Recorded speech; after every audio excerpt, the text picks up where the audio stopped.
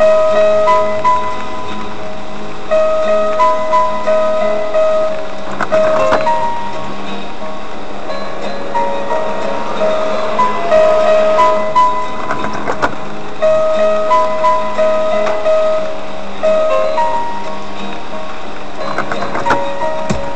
once knew a nigga whose real name was William. His primary concern was making $1 million, being the illest hustler that the world ever seen. He used to fuck movie stars and sniff coke in his dreams. A corrupted young mind at the age of 13. Nigga never had a father and his mom was a fiend. She put the pipe down, but for every year she was sober. Her son's heart simultaneously grew colder. He started hanging out, selling bags in the projects, checking the young chicks, looking for hit and run prospects. He was fascinated by material objects, but he understood money never brought respect. He built a reputation because he could hustle and steal, but got locked once and didn't hesitate to squeal. So criminals he chilled with didn't think he was real. You see, me and niggas like this have never been equal. I don't project my insecurities on other people. He feeded for props like addicts with pipes and needles, and so he felt he had to prove to everyone he was evil. A feeble-minded young man with infinite potential, the product of a ghetto-bred capitalistic mental. Coincidentally, dropped out of school to sell weed, dancing with the devil smoke till his eyes would bleed. But he was sick of selling trees and gave in to his greed.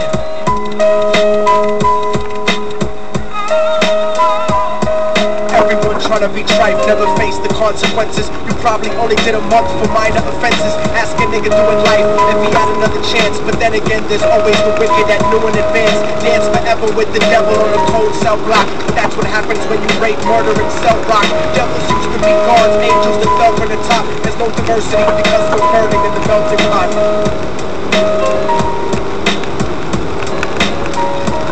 So Billy started robbing niggas, anything he could do to get his respect back in the eyes of his crew. Starting fights over little shit up on the block.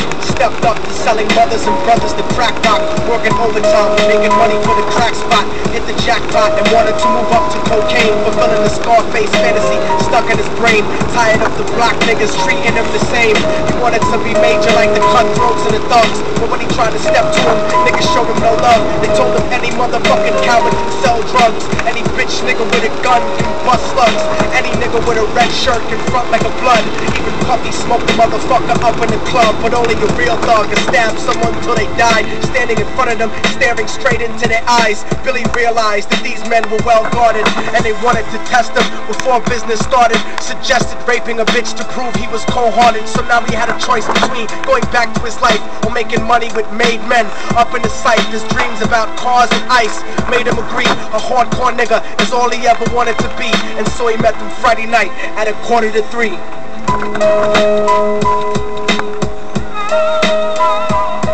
Everyone trying to be tripe never faced the consequences. You probably only did a month for minor offenses. Ask a nigga doing life if he had another chance. But then again, there's always the wicked that knew in advance. Dance forever with the devil on a cold cell block. But that's what happens when you rape, murder, and sell rock.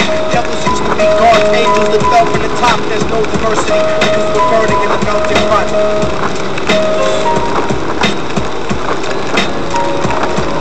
Drove around the project slow while it was raining, smoking blunts, drinking and joking for entertainment, until they saw a woman on the street walking alone at 3 in the morning, coming back from work on the way home. And so they quietly got out the car and followed her, walking through the projects. The darkness swallowed her. They wrapped a shirt around their head and knocked her onto the floor. This is it, kid, now you got your chance to be raw.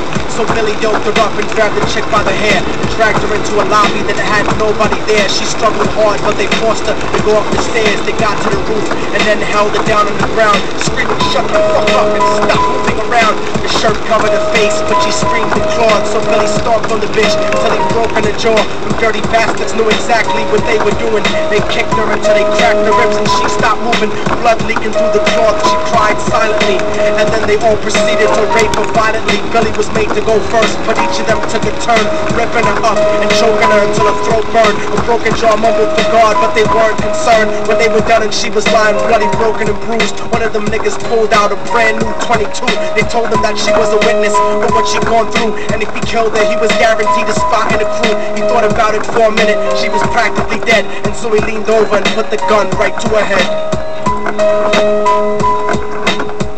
I'm falling and I can't turn back.